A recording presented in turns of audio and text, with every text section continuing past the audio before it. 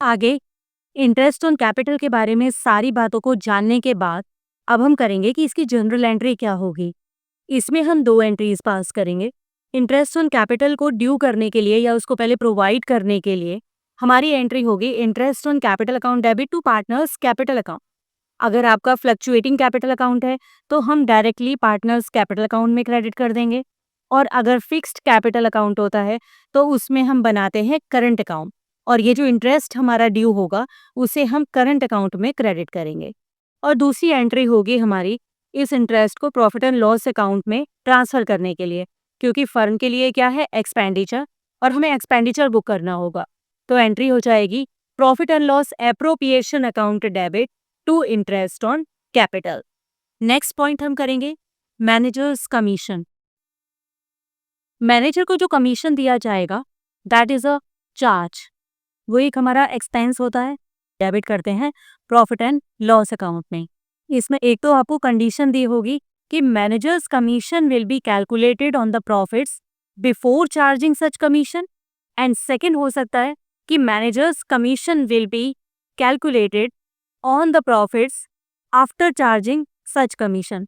तो हम इसे कैसे कैलकुलेट करेंगे? अगर आपको गिवन है बिफोर चार्जिंग सच कमीशन, तो यहाँ पर नेट प्रॉफिट, यहाँ पर ध्यान रखेंगे कि ये नेट प्रॉफिट वो होगा जो हमारा प्रॉफिट एंड लॉस का बैलेंस होगा।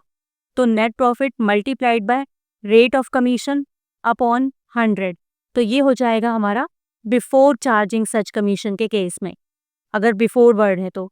और अगर हमें दिया हुआ है कि you have to calculate the managers commission on the profits after charging such commission, तो उसमें हम करेंगे net profits multiplied by rate upon 100 plus rate, जो भी आपका दिया होगा उसमें प्लस करके रेट को तब आप कैलकुलेट करोगे।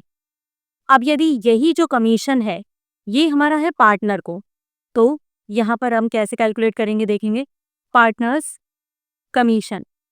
तो देखिए जो पार्टनर को जो कमीशन दिया जाएगा वो है हमारा एप्रोप्रिएशन, और एप्रोप्रिएशंस को हम करते हैं profit and loss appropriation account में। यहाँ पर भी सेम, वो बिफोर और आफ्टर वाला जो कॉन्सेप्ट रहेगा वो सेम रहेगा, लेकिन बस फर्क इतना है कि जो हम मैनेजर्स को कमीशन देते हैं वो प्रॉफिट एंड लॉस अकाउंट में, क्योंकि वो हमें देना ही देना है, वो हमारा एक कंपल्सरी ऑब्लिगेशन होता है। जबकि पार्टनर को अगर हमें कमीशन देना है उसके काम के लिए, तो वो आएगा हमारा P&L एप्रोप्रिएशन अकाउंट में।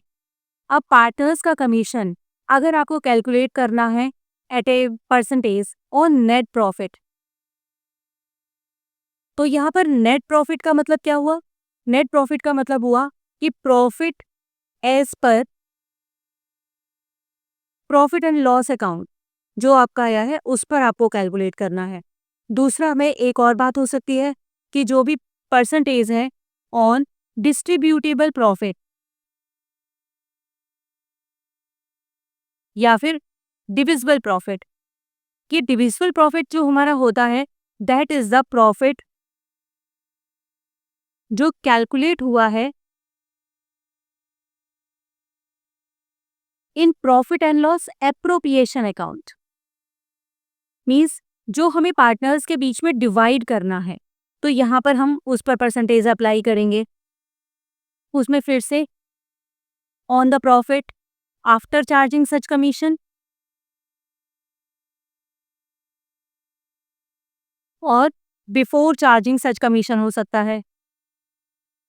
आफ्टर है तो आपको कैसे निकालेंगे कि जो भी आपका डिविजिबल प्रॉफिट आया है उस पर आपको अप्लाई करना है रेट अपॉन 100 प्लस रेट, और अगर बिफोर चार्जिंग सच कमीशन है तो डिविजिबल प्रॉफिट या distributable profit multiplied by rate upon 100 कर देंगे, और इस तरीके से पार्टनर को दिए जाने वाले कमीशन की कैलकुलेशन होगी। आपको ध्यान ये रखना है कि अगर वो मैनेजर का कमीशन है तो वो प्रॉफिट एंड लॉस अकाउंट से कैलकुलेट होगा, और यदि आप पार्टनर को कमीशन दे रहे हो तो वो आपका P&L एप्रोप्रिएशन में डेबिट किया जाएगा। इंटरेस्ट ऑन कैपिटल के बाद हम देखेंगे कि इंटरेस्ट ऑन ड्राइंग्स जब हम चार्ज करते हैं पार्टनर से तो P&L एप्रोप्रिएशन में उसकी एंट्री किस तरीके से होगी। इसके लिए भी हमारी दो एंट्रीज होंगी, पहली उसको ड्यू करने के लिए और दूसरी है उसको profit and loss appropriation account में ट्रांसफ़र करने के लिए।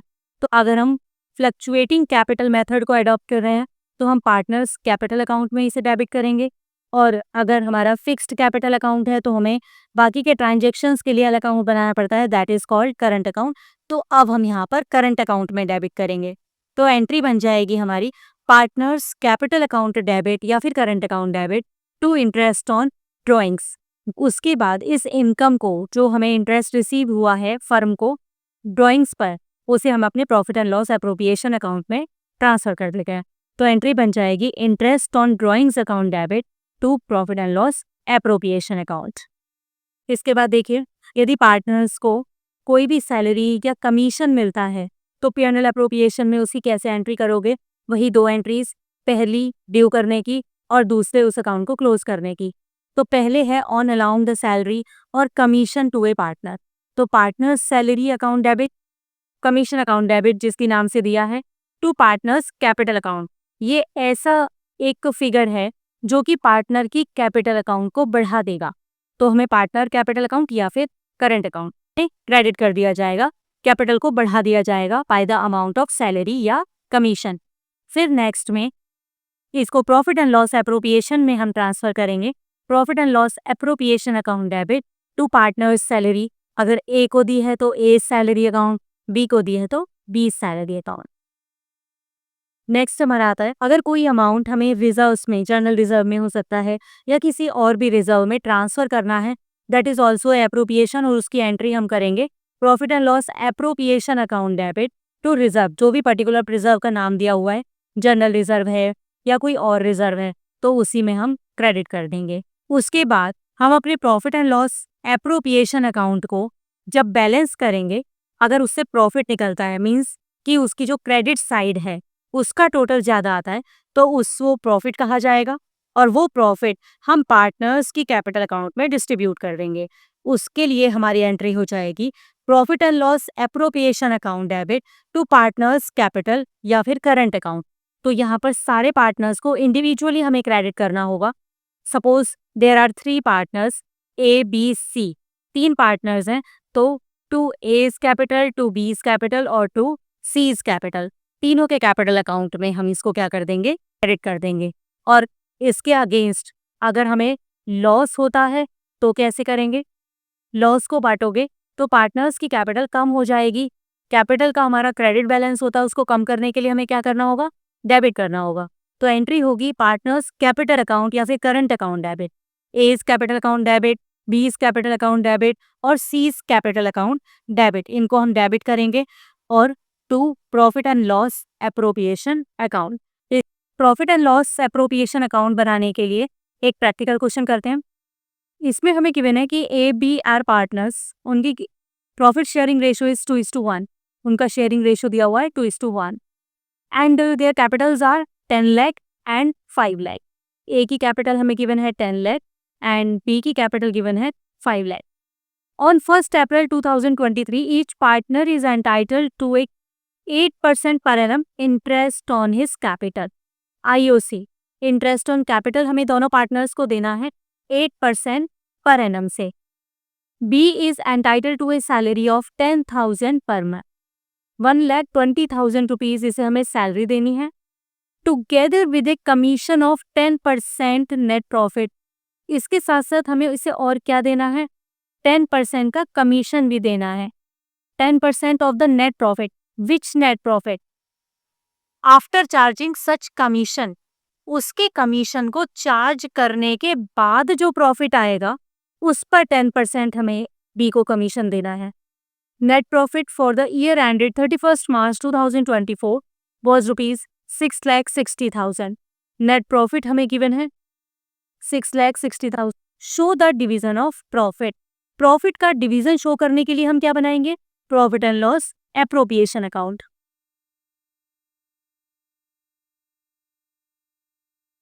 Particulars, amount, particulars, amount. ठीक है, अब यहां पर सबसे पहले हमें उन्हें इंटरेस्ट ऑन कैपिटल देना है। ए की कैपिटल है 10 लाख, 10 लाख पर आप 8% से काउंट करोगे तो it will come 80,000 rupees. And B की कैपिटल है 5 लाख। 5 लाख पर 8% आप कैलकुलेट करोगे तो ये ए के लिए हो गया और ये बी के लिए 40,000 रुपीज़ आ जाएगा। इसके अब एंट्री कैसे करेंगे हम?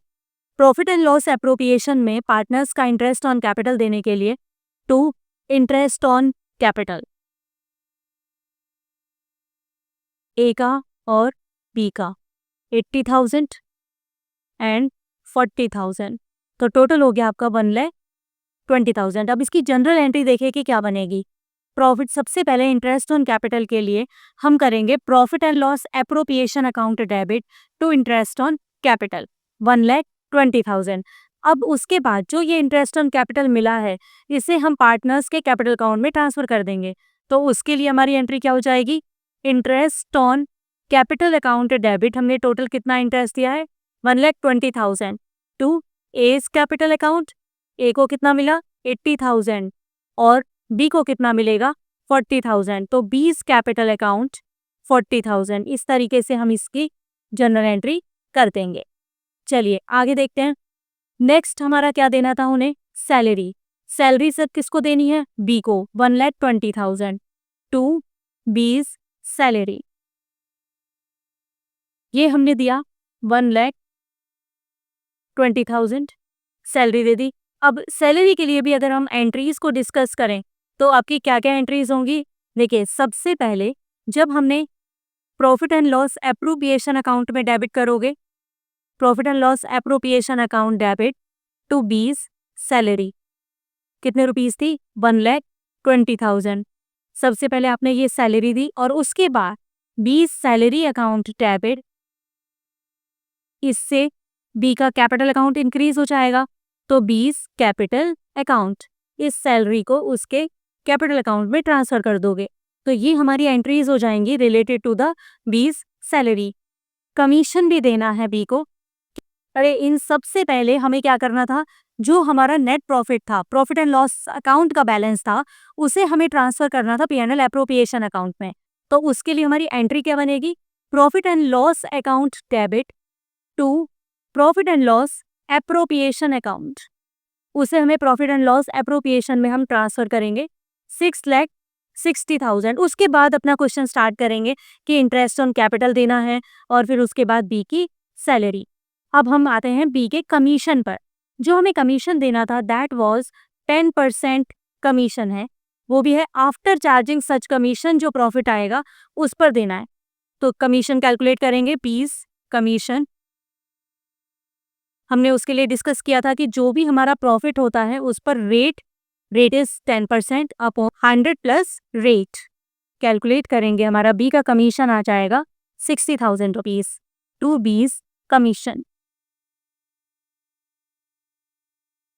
60,000। अब इसके लिए जनरल एंट्री देखते हैं। जब profit and loss appropriation account debit to B's commission account, कितने रुपीस दिया है 60,000 और उसके बाद ये जो कमीशन रिसीव हुआ है बी को, उसे ट्रांसफर करेंगे उसके कैपिटल अकाउंट में। तो एंट्री बन जाएगी बीस कमीशन अकाउंट डेबिट, क्योंकि इस कमीशन से जो बी का कैपिटल अकाउंट है वो इंक्रीज हो जाएगा। कैपिटल का हमारा कौन सा बैलेंस होता है? क्रेडिट। उसको बढ़ाने के लिए हमें क्या करना है? क्रेडिट। तो यहाँ पर 20 कैपिटल अकाउंट, जो भी उसे कमीशन मिला है उसे हमने ट्रांसफर कर दिया बी के कैपिटल अकाउंट में। अब हम इसे बैलेंस करेंगे 6,60,000।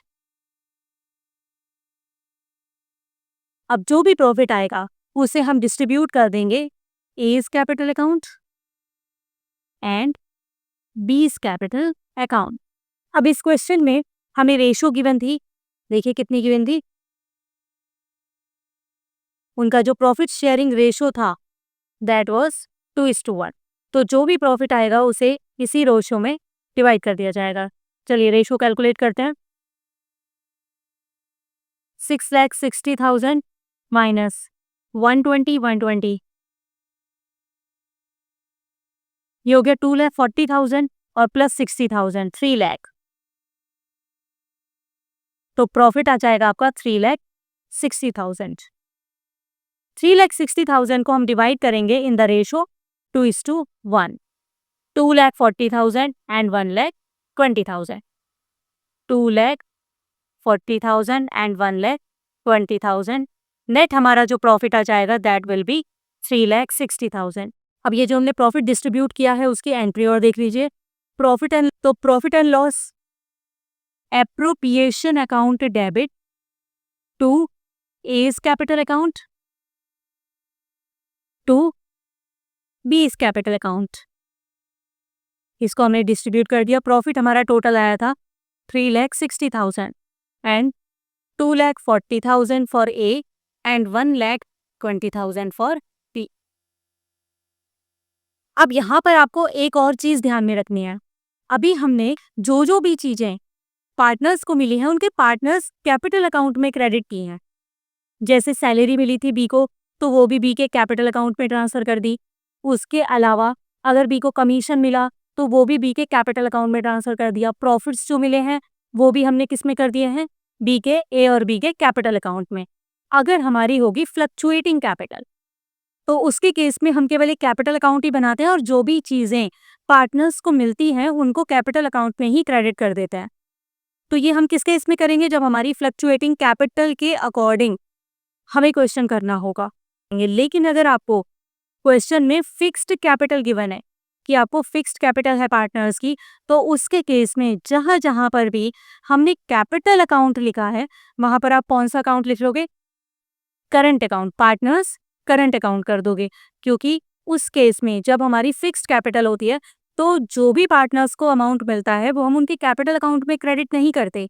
उसके लिए हमें एक डिफरेंट अकाउंट ओपन करना पड़ता है, that is called partners current account. तो जो भी अमाउंट पार्टनर्स को मिलेगा, चाहे वो सैलरी है, कमीशन है, आईओसी है, वो सब चीज़ें हम किस चीज़ में, हम कौन से अकाउंट में उसको ट्रांसफ़र करेंगे? पार्टनर्स करंट अकाउंट में। बाकी सब कुछ सेम रहेगा,